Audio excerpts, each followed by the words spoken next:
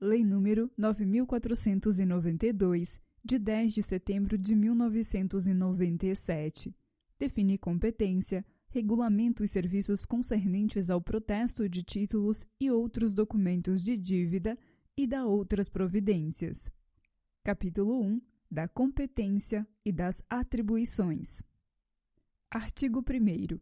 Protesto é o ato formal e solene pelo qual se prova a inadimplência e o descumprimento de obrigação originada em títulos e outros documentos de dívida. Parágrafo único. Incluem-se entre os títulos sujeitos a protesto as certidões de dívida ativa da União, dos Estados, do Distrito Federal, dos municípios e das respectivas autarquias e fundações públicas. Artigo 2º. Os serviços concernentes ao protesto, garantidores da autenticidade, publicidade, segurança e eficácia dos atos jurídicos, ficam sujeitos ao regime estabelecido nesta lei. Artigo 3º. Compete privamente ao tabelião de protesto de títulos, na tutela dos interesses públicos e privados, a protocolização, a intimação, o acolhimento da devolução ou do aceite, o recebimento do pagamento, do título e de outros documentos de dívida, bem como lavrar e registrar o protesto ou acatar a desistência do credor em relação ao mesmo, proceder às averbações, prestar informações e fornecer certidões relativas a todos os atos praticados na forma desta lei. Capítulo 2. Da Ordem dos Serviços. Artigo 4º. O atendimento ao público será, no mínimo, de 6 horas diárias. Artigo 5º. Todos os documentos apresentados ou distribuídos no horário regulamentar serão protocolizados dentro de 24 horas, obedecendo à ordem cronológica de entrega. Parágrafo único.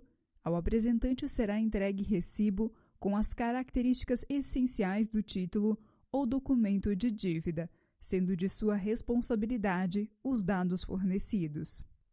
Artigo 6º. Tratando-se de cheque, poderá o protesto ser lavrado no lugar do pagamento ou do domicílio do emitente, devendo do referido cheque constar a prova de apresentação ao banco sacado, salvo se o protesto tenha por fim instruir medidas pleiteadas contra o estabelecimento de crédito. Capítulo 3. Da distribuição. Artigo 7º. Os títulos e documentos de dívida destinados a protesto somente estarão sujeitos à prévia distribuição obrigatória nas localidades onde houver mais de um tabelionato de protesto de títulos. Parágrafo único. Onde houver mais de um tabelionato de protesto de títulos, a distribuição será feita por um serviço instalado e mantido pelos próprios tabelionatos, salvo se já existir ofício distribuidor organizado antes da promulgação desta lei. Artigo 8º. Os títulos e documentos de dívida serão recepcionados, distribuídos e entregues na mesma data ao tabelionato de protesto, obedecidos os critérios de quantidade e qualidade. Parágrafo 1º.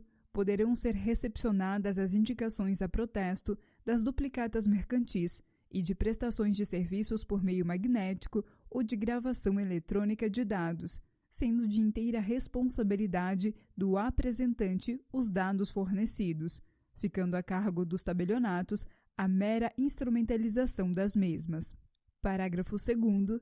Os títulos e documentos de dívida mantidos sob a guarda escritural nos sistemas eletrônicos de escrituração ou nos depósitos centralizados de que trata a Lei nº 12.810, de 15 de maio de 2013, poderão ser recepcionados para protesto por extrato, desde que atestado por seu emitente, sob as penas da lei, que as informações conferem com o que consta na origem. Capítulo 4. Da apresentação e protocolização. Artigo 9º. Todos os títulos e documentos de dívida protocolizados serão examinados em seus caracteres formais e terão curso se não apresentarem vícios, não cabendo ao tabelião de protesto investigar a ocorrência de prescrição ou caducidade. Parágrafo único. Qualquer irregularidade formal observada pelo tabelião obstará o registro do protesto. Artigo 10. poderão ser protestados títulos e outros documentos de dívida em moeda estrangeira, emitidos fora do Brasil, desde que acompanhados de tradução efetuada por tradutor público juramentado. Parágrafo 1º. Constarão obrigatoriamente do registro do protesto a descrição do documento e sua tradução. Parágrafo 2º. Em caso de pagamento, este será efetuado em moeda corrente nacional, cumprindo ao apresentante a conversão na data de apresentação do documento para protesto. Parágrafo 3º. Tratando-se de títulos ou documentos de dívidas emitidos no Brasil, em moeda estrangeira, cuidará o tabelião de observar as disposições do Decreto-Lei nº 857, de 11 de setembro de 1969, e legislação complementar ou superveniente. Artigo 11. Tratando-se de títulos ou documentos de dívida sujeitos a qualquer tipo de correção, o pagamento será feito pela conversão vigorante no dia da apresentação, no valor indicado pelo apresentante. Capítulo 5. Do prazo. Artigo 12. O protesto será registrado dentro de 3 dias úteis, contados da protocolização do título ou documento de dívida. Parágrafo 1º. Na contagem do prazo a que se refere o caput, exclui-se o dia da protocolização, inclui-se o dia do vencimento. Parágrafo 2º. Considera-se não útil o dia em que não houver expediente bancário para o público ou aquele em que este não obedecer ao horário normal. Artigo 13. Quando a intimação for efetivada excepcionalmente no último dia do prazo ou além dele, por motivo de força maior, o protesto será tirado no primeiro dia útil subsequente. Capítulo 6. Da intimação. Artigo 14. Protocolizado o título ou documento de dívida, o tabelião de protesto expedirá a intimação ao devedor, no endereço fornecido pelo apresentante do título ou documento, considerando-se cumprida quando comprovada sua entrega no mesmo endereço. Parágrafo 1º. A remessa da intimação poderá ser feita por portador do próprio tabelião ou por qualquer outro meio, desde que o recebimento fique assegurado e comprovado através de protocolo, aviso de recepção AR ou documento equivalente. Parágrafo 2º. A intimação deverá conter nome e endereço do devedor, elementos de identificação do título ou documento de dívida e prazo limite para cumprimento da obrigação no tabelionato, bem como o número do protocolo e valor a ser pago. Artigo 15. A intimação será feita por edital se a pessoa indicada para aceitar ou pagar for desconhecida, sua localização incerta ou ignorada, for residente ou domiciliada fora da competência territorial do tabelionato, ou ainda ninguém se dispuser a receber a intimação no endereço fornecido pelo apresentante. Parágrafo 1º. O edital será afixado no tabelionato de protesto e publicado pela imprensa local, onde houver jornal de circulação diária. Parágrafo 2º. Aquele que fornecer endereço incorreto, agindo de má-fé, responderá por perdas e danos, sem prejuízo de outras sanções civis, administrativas ou penais. Capítulo 7. Da desistência e sustação do protesto. Artigo 16. Antes da lavratura do protesto, poderá o apresentante retirar o título ou documento de dívida, pagos os emolumentos e demais despesas. Artigo 17. Permanecerão no tabelionato, à disposição do juízo respectivo, os títulos ou documentos de dívida cujo protesto for judicialmente sustado. Parágrafo 1º. O título do documento de dívida, cujo protesto tiver sido sustado judicialmente, só poderá ser pago, protestado ou retirado com autorização judicial. Parágrafo 2º. Revogada a ordem de sustação, não há necessidade de se proceder à nova intimação do devedor, sendo a lavratura e o registro do protesto efetivados até o primeiro dia útil subsequente ao do recebimento da revogação, salvo se a materialização do ato depender de consulta a ser formulada ao apresentante, caso em que o mesmo prazo será contado da data da resposta dada. Parágrafo 3º. Tornada definitiva a ordem de sustação, o título ou documento de dívida será encaminhado ao juízo respectivo, quando não constar determinação expressa a qual das partes o mesmo deverá ser entregue, ou se decorridos 30 dias, sem que a parte autorizada tenha comparecido no tabelionato para retirá-lo. Artigo 18. As dúvidas do tabelião de protesto serão resolvidas pelo juízo competente.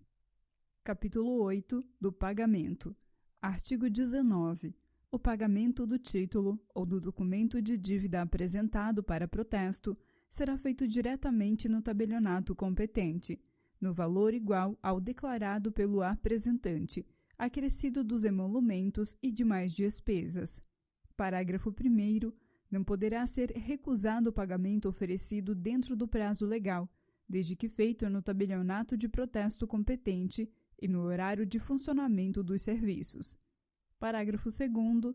No ato do pagamento, o tabelionato de protesto dará a respectiva quitação e o valor devido será colocado à disposição do apresentante no primeiro dia útil subsequente ao do recebimento.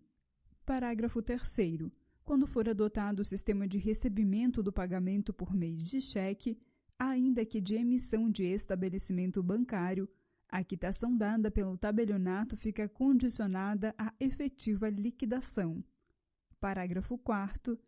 Quando do pagamento no tabelionato ainda subsistirem parcelas vincendas, será dada a quitação da parcela paga em apartado, devolvendo-se o original ao apresentante.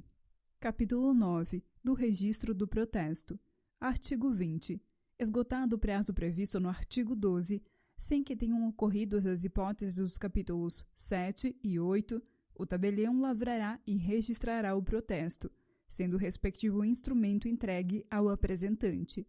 Artigo 21.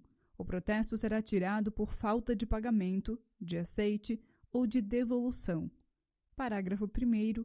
O protesto por falta de aceite somente poderá ser efetuado antes do vencimento da obrigação e após o decurso do prazo legal para o aceite ou a devolução. Parágrafo 2º. Após o vencimento, o protesto sempre será efetuado por falta de pagamento, vedada a recusa da lavratura e registro do protesto por motivo não previsto na lei cambial. Parágrafo 3º. Quando o sacado retiver a letra de câmbio ou a duplicata enviada para aceite e não proceder à devolução dentro do prazo legal, o protesto poderá ser baseado na segunda via da letra de câmbio ou nas indicações da duplicata, que se limitarão a conter os mesmos requisitos lançados pelo sacador ao tempo da emissão da duplicata, vedada a exigência de qualquer formalidade não prevista na lei que regula a emissão e circulação das duplicatas. Parágrafo 4º. Os devedores, assim compreendidos os emitentes de notas promissórias e cheques, os sacados nas letras de câmbio e duplicatas, bem como os indicados pelo apresentante ou credor como responsáveis pelo cumprimento da obrigação, não poderão deixar de figurar no termo de lavratura e registro de protesto. Parágrafo 5º. Não se poderá tirar protesto por falta de pagamento de letra de câmbio contra o sacado não aceitante. Artigo 22. O registro do protesto e seu instrumento deverão conter: Inciso 1º. Data e número de protocolização. Inciso 2º. Nome do apresentante e endereço. Inciso 3º. Reprodução ou transcrição do documento ou das indicações feitas pelo apresentante e declarações nele inseridas. Inciso 4º. Certidão das intimações feitas e das respostas eventualmente oferecidas. Inciso 5º.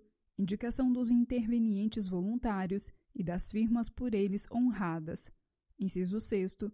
A aquiescência do portador ao aceite por honra. Inciso 7º. Nome, número do documento de identificação do devedor e endereço. Inciso 8º. Data e assinatura do tabelião de protesto, de seus substitutos e de escrevente autorizado. Parágrafo único. Quando o tabelião de protesto conservar em seus arquivos gravação eletrônica da imagem, cópia reprográfica ou micrográfica do título ou documento de dívida, dispensa-se, no registro e no instrumento, a sua